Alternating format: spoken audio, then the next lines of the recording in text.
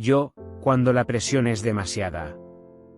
Muchos prefieren abandonar. Como lo dije yo mismo, muchas veces pensé en dar final a todo, dejarlo ir. Eliminar la vida como agente de presión, es la contemplación de la muerte como su contraparte, como la liviandad, la liberación. Es lógico que muchas personas encuentren en la muerte la liberación, cuando otros ven en la muerte el final de ese empuje de presión para avanzar en la vida. Son dos tipos de personas. Y dentro de estos grupos existen subgrupos. En primer lugar están aquellos que ven la muerte como un final, y aquellos que ven la muerte como un inicio. Dentro de los que ven la muerte como final, puedes encontrar aquellos amantes de la vida, y aquellos temerosos de lo que suceda después. En el grupo de los que ven la muerte como un inicio, encuentras los que detestan la vida y sus presiones, y aquellos que reconocen que la vida es eterna y continúa aún después de la muerte. Muchos ven a la muerte como la solución a sus problemas, y muchos como la razón de sus problemas. Yo, ayer hablé del suicidio, y es un tema delicado, pues muchas personas se han suicidado, o quieren hacerlo, y sus seres queridos hacen todo para impedirlo, o no saben qué hacer una vez que ha sucedido. En primer lugar es importante recordar que las dimensiones y toda existencia es una proyección y expresión de una mente que compartimos entre todos. Dicho esto, podremos comprender que toda realidad es la construcción de un pensamiento. Vives de acuerdo a tus creencias o limitaciones. En la tercera dimensión, el vivir acorde a las creencias y limitaciones es muy estricto y exacto, pues depende de patrones muy rígidos y determinantes de una mente colectiva que no está en el cerebro, sino en la organización atómica. Muchas veces se cree que el pensamiento es algo humano, o mamífero, y que la inteligencia se da en la sinapsis neuronal del cerebro, pero no. La mente inteligente está a nivel molecular, donde los átomos se ordenan y comparten de manera inteligente. El pensamiento neuronal es uno de los tantos desarrollos evolutivos de dicho orden mental inteligente molecular. Esto significa, que cuando dicen, eres lo que crees de ti, si cambias tu pensamiento cambias tu realidad, no es tan fácil como se pinta. Hay muchos más factores que contemplar, y uno de ellos es precisamente reconocer que la mente no parte del ego, sino del cosmos, orden. Es preciso, pues, que la mente pensante, la emoción reaccionaria y el cuerpo errante, se combinen entre sí en armonía y coherencia para que realmente tu vida se transforme en función de tu pensamiento. Esto nos lleva a comprender lo explicado ayer, la gravedad del asunto, la mismísima gravedad, se debe a la contracción de las partículas en un átomo, cuando electrón, negativo, y protón, positivo, son atraídos el uno al otro, hay mayor presión, más transformación, más velocidad, mayor percepción del tiempo. Cuanto más distendidos los átomos y sus partículas, menos transformación, más flexibilidad, pero a la vez menos percepción del tiempo y el espacio. Así, a través de las dimensiones, lo que sucede no es que un ser deja un cuerpo o dimensión para adentrarse a otra, sino que lo que sucede es la percepción de cómo los átomos se distienden, permitiéndole percibir otra realidad. Esto implica que cuando mueres, lo que verás del otro lado del túnel, no es más que una proyección atemporal de lo que eres y sientes. Así, las realidades condicionadas de la tercera dimensión se expanden en realidades atemporales de la cuarta dimensión, donde una persona vive sin transformación y en una apariencia de eternidad, procesos similares a los vividos y creados en la vida. Cada uno tiene su propio cielo y su propio infierno. Así es. Esto nos lleva a comprender que las dimensiones son un constante ouroboros de expansión y contracción de ondas y partículas, y que lo que llamamos cielo e infierno no es más que la expansión o contracción de lo que cada uno de nosotros expresamos, experimentamos, integramos o trascendemos. Por ello no es recomendable el suicidio, porque las emociones y razones por las cuales lo llevo a cabo, se proyectan en la cuarta dimensión en una sensación de eternidad. Soy, como verás, no hay un juicio de almas, el juicio es propio y se llama coherencia del ser. Cada dimensión es el origen de la siguiente, cada nivel al que te muevas es en realidad un eco del principio, del original. Por ello, escapándote de una dimensión a la otra, lo único que haces es generar más ecos del origen que acabarán por confundirte más y más. Yo, escapar del origen. Claro, es imposible. Soy, alejarse, en indoeuropeo, apo, ave, del origen, del indoeuropeo, movimiento, del cual surge la palabra griega goros, montaña, y la palabra latina gouriri, origen, nacer, surgir, dan lugar al concepto aborto. Yo, que hoy está relacionado a la interrupción del embarazo. Soy, sí, pero que posee muchas más connotaciones. Abortar un proyecto, abortar de un navío, abortar un lugar, abortar una idea, abortar una secreción, abortar la vida, abortar la muerte. Yo, ¿abortar la muerte? Soy, puede ser abortar la idea de suicidarse, o abortar otra dimensión para nacer en esta. Yo, claro. Es decir, todo lo que implique dejar algo clave para irse de allí. Soy, así es. Orto es el concepto de origen, de nacimiento, del sitio donde surgen las cosas. Orto solar es el lugar de la salida del sol. Ortodoxo es aquel que sigue las doctrinas originales, aunque su desviación etimológica provenga del griego, orthos, que significa rectitud, derecho. Yo, y orto, es culo en Argentina. Como dato, digo. Soy, debido a su origen griego orthos, como dije, recto, originario de la parte final hacia el ano. Pero en definitiva, orto se refiere a nacer, a originarse, al inicio de la vida, y para el universo, todo es un eco del origen. Todos los tiempos, pasados, presentes y futuros, son ecos de un pensamiento original, todo espacio, sol, planeta, realidad, dimensión, es a su vez la plasmación del origen en distintas formas y perspectivas. Uno se encuentra más cerca del origen de las cosas que lo que cree. Yo, por ello en el camino espiritual se nos invita a ir hacia adentro, pues allí encontramos todas las respuestas, pues el origen está en nuestro interior, y por ello se nos enseña el concepto del yo soy. Soy, porque el yo soy es el origen, y cada individuo es una puerta a dicho origen.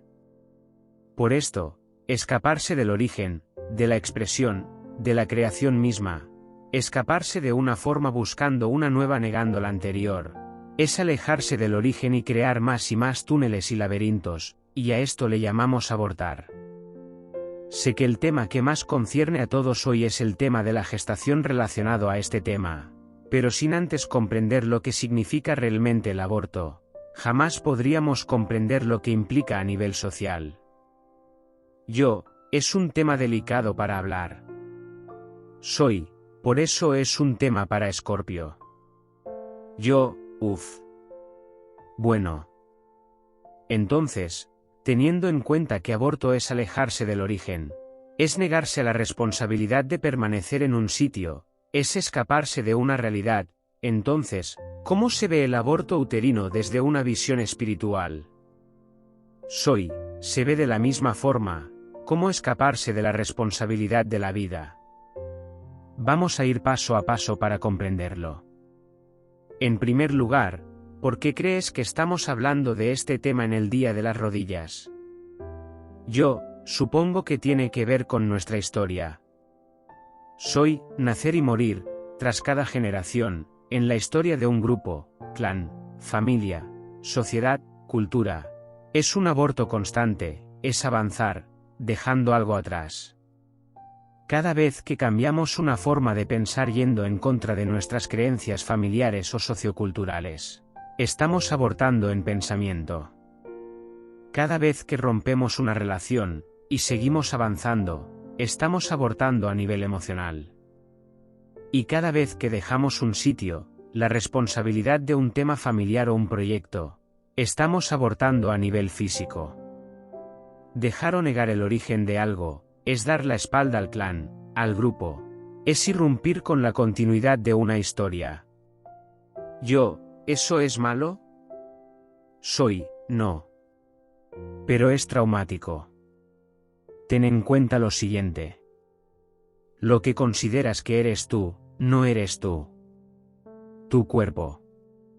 Uno piensa que el cuerpo es algo personal, propio, es mi cuerpo y hago con él lo que quiero, pero la verdad es muy diferente.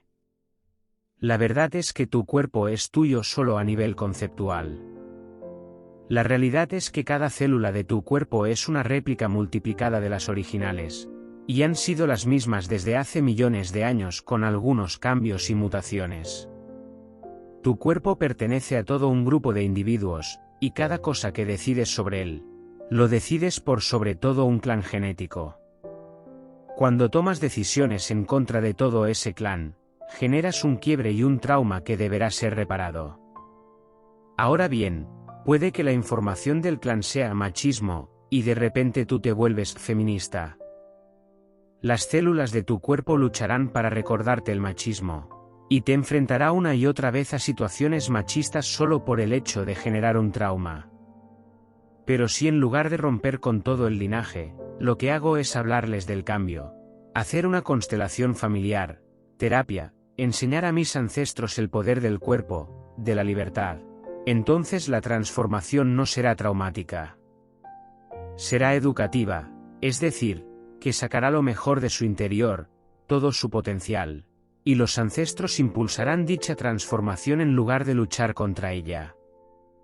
El individualismo conceptual humano le hace creer que por cambiar un concepto mental, el cuerpo irá detrás como un perro manso y obediente, como si fuera un mero organismo sin inteligencia ni memoria propia. Tiene toda la lógica. A mí mismo me ha pasado, con el tema de la homosexualidad, el tema de tener una casa propia, de poner a mi madre a cargo de las cosas. Todos conceptos que mis ancestros negarían, y por ello fue tan difícil al principio, porque tuvimos que hacer las paces con todos. Y el cuerpo nos ha pasado factura con esto, evidentemente. Ahora bien, lo que dices es desde el punto de vista de reconocer que debemos responsabilizarnos de nuestras decisiones y cómo accionamos en relación al cuerpo, pero hoy eso es un debate muy intenso. Es decir, durante milenios en la mayoría de las culturas, el cuerpo de la mujer fue tomado como un producto de manufacturación. Es decir, como una propiedad de generación humana, y claramente, un día debería revertirse, haciendo que la mujer tomara poder de su cuerpo nuevamente. Aquí hay mucho para detenerse a pensar y debatir. La mujer ha sido maltratada y rebajada como mera productora por milenios, es verdad, pero lo ha hecho por su mayor don, la gestación. La gestación es un don cósmico, es la capacidad de generar vida, no es un deber, es un regalo.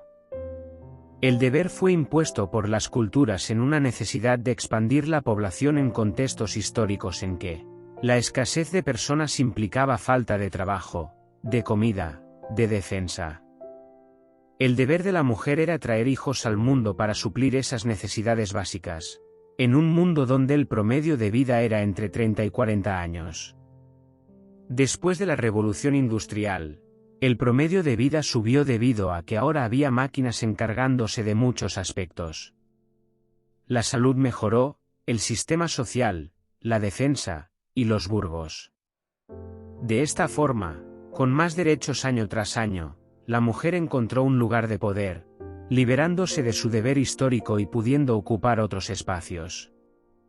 Lo que quiero que veas con esto, en primer lugar, es que las culturas machistas que imponían a la mujer su deber de gestación y crianza fueron movilizadas por un contexto de supervivencia y no de sexualidad o género. De hecho, la mayoría de las mujeres impulsaban esta organización social. Un machista nace sobre todo de la educación de una madre, una abuela, una tía en casa. Hoy es diferente. Esta es la primera vez en milenios de historia en que la procreación no es un problema. Son demasiados humanos. Ahora el machismo que queda es conceptual y arcaico, sin sentido práctico ni lógico con el contexto. Resabios de una sociedad enferma en el pasado, sociedad a la que todos han contribuido a gestar, no solo los hombres. Una sociedad puede tener esclavos, pero una cultura solo posee cómplices. Esto nos lleva a que, en la reversión del deber de gestación, la mujer reclame a su cuerpo como propio, como templo sobre el cual puede hacer lo que quiera. Y aquí hay un error. Cuando en una casa viven dos, uno no puede decidir sobre el otro, o se llama dictadura. La imposición de poder del más fuerte o adulto sobre el más débil. Un aborto gestacional es, a nivel celular y energético, una violación, abuso y agresión al menor de la casa sin voz ni voto para defenderse. Es como un padre o una madre que, al vivir juntos en un pequeño hogar, encierran al niño de 5 años en una habitación y desde la puerta le pegan con palos hasta matarlo, solo porque su presencia irrumpe la armonía de la vida que los progenitores habían deseado. Esa imagen es demasiado fuerte. Porque un niño de 5 años no es lo mismo que un gameto, o sea, que un feto, o un cigoto mucho menos, que está recién desarrollándose. Cuando entra el alma al cuerpo. El alma es energía, y siempre está en todas las cosas. Podrías decir mejor, en qué momento el alma se reconoce íntegra, con todos sus chakras activos. Eso se produce alrededor del segundo mes de gestación en un humano. Antes, el alma está también en desarrollo, pero tanto espíritu, alma y cuerpo coexisten en todo instante desde el espermatozoide y el óvulo. El origen de la vida, recuerda, es la vida en sí misma. No podemos debatir el origen de una vida ni una persona, pues la historia e información de un ser es eterna.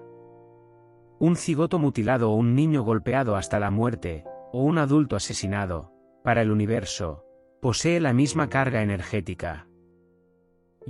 Entonces, ahora bien, vamos al plano mental.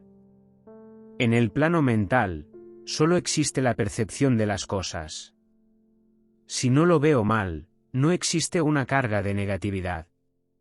Podría allí interpretarse al aborto como un simple mecanismo de defensa propia para continuar con la vida individual. Es decir, desde el plano mental, el aborto no ejerce un peso kármico. Es una decisión propia, de autorregulación y autodeterminación. O sea que desde el plano mental, al contrario del emocional y físico, el aborto no es mal visto. Exacto. De la misma forma que un asteroide destruye billones de años de evolución en cuestión de horas, como hace 65 millones de años pasó con los dinosaurios. De la misma forma que una planta necesita meses o años de desarrollo para dar sus frutos, que son cosechados para ser comidos en solo 15 minutos en un plato de cena familiar. De la misma forma que las células mueren cada día dando lugar a nuevas. De la misma forma que una tormenta, un huracán, un volcán, destruyen una región completa para liberar una tensión concreta. El sistema cósmico no tiene moral, solo generación o liberación de tensión. Entonces, ¿aborto sí o aborto no? Depende. Hay dos tipos de aborto, el inconsciente y el consciente. ¿Aborto consciente? El aborto inconsciente es aquel que considera que por dueño de su cuerpo puede hacer con la vida dentro de él lo que se le antoje, siendo completamente irresponsable en la gestión de la gestación. Me refiero a aquellas personas que encuentran en el aborto un escape a su incapacidad de gestión sexual como un adulto responsable, utilizando los cuidados previos como los tantos tipos de controles que existen hoy en día para prevenir embarazos igual que enfermedades. El cuidado y prevención comienzan en la relación sexual, no en el embarazo. Y esto muestra la falta de educación en relación a la vida y al tabú.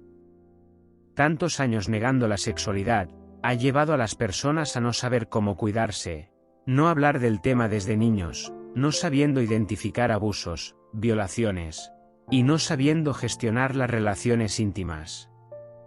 Esto es lo que lleva a la desesperación de tantas mujeres que quedan embarazadas y deciden abortar, en clínicas clandestinas, por escasos recursos, miedo o por vergüenza.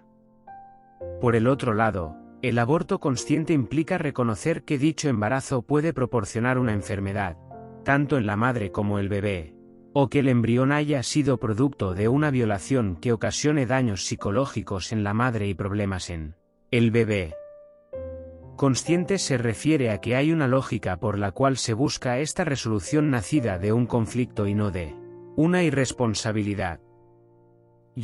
Por lo tanto, el aborto, desde el punto de vista del cuerpo y el alma, genera un peso kármico que se repetirá una y otra vez, arrastrando a la historia de todo un clan, generando daños a largo plazo, mientras que para la mente es una resolución de conflictos y tensiones. Y dentro de esto, está el aborto irresponsable, que implicaría abandonar la vida por un deseo, mientras que el aborto responsable sería en dejar la vida por una circunstancia lógica de violación. Es importante que nos salgamos de los debates políticos y filosóficos para resolver este problema, si es de lo que queremos hablar. Hay mujeres que están sufriendo por abusos, vergüenza y temor, que necesitan ayuda, y el aborto es una de sus salidas. Y hay muchas otras que, en la búsqueda de retomar el control de sus vidas, han tomado la bandera del aborto como forma de liberación. A gran escala, es como si España hubiese decidido abortar sus colonias, sin responsabilizarse de sus pobladores, enviándolos a la muerte. En cierta forma lo hizo. Bueno. Sí. Y en ese intento de aborto de colonias, los hijos no deseados se levantaron y crearon las repúblicas de las Américas. Cuando vemos las cosas desde distintas perspectivas, vamos a notar que la moralidad a veces defiende y se pone en contra de los mismos conceptos a la vez. Por ello, no se puede politizar este tema, solo se puede hacer dos cosas. ¿Cuáles? Resolver los conflictos reales actuales de miles de mujeres que sufren esta dura realidad, con mejor sistema de salud y apoyo psicológico. Y la segunda, diseñar un mejor sistema educativo que implique la sexualidad desde jardín de infantes, desde el mismísimo parvulario, que ayude a los niños y niñas a identificar el abuso de género y abuso sexual, y que enseñe desde la infancia cómo cuidarse y reconocer una correcta, consentida y cuidada relación sexual. Lo demás, son solo posturas filosóficas. Que nos pueden llevar a debatir por años. Origen de la vida, el control del propio cuerpo. El aborto legal sin cuestionamiento. Eso es lo que más me haría ruido. Pedir un aborto sin cuestionar es como asesinar a alguien y pedir derecho de no tener juicio. Vuelvo a repetir, cuanto más te centres en el juzgar y no en el educar desde los hechos, sino desde la ideología, estarás perdiendo el tiempo. Todos abortamos algo en nuestras vidas, más allá de la responsabilidad de la mujer sobre su don de gestación. Todos aquellos que abandonan sus proyectos por miedo o vergüenza, que deciden quitarse la vida, dar la espalda a su familia o amor, todo aquel que busca escaparse de su vida, de compartir la vida o dar la vida, vive desde el aborto. Y es importante dejar de escapar. Pues si lo que buscas es la luz, la iluminación, la claridad, el aborto solo te lleva hacia el oeste, al poniente, escapando de la única verdad, y es que el nacimiento, está en el este. Solo basta con contemplar y dejar de correr de la responsabilidad de estar donde debes estar, para ver el sol salir por el horizonte e iluminar tu rostro. El orto helíaco. El amanecer del sol. El nacer del origen. Allí recuerdas que todo es un ciclo, y que no importa qué hagas o dónde vayas, siempre llegarás al origen.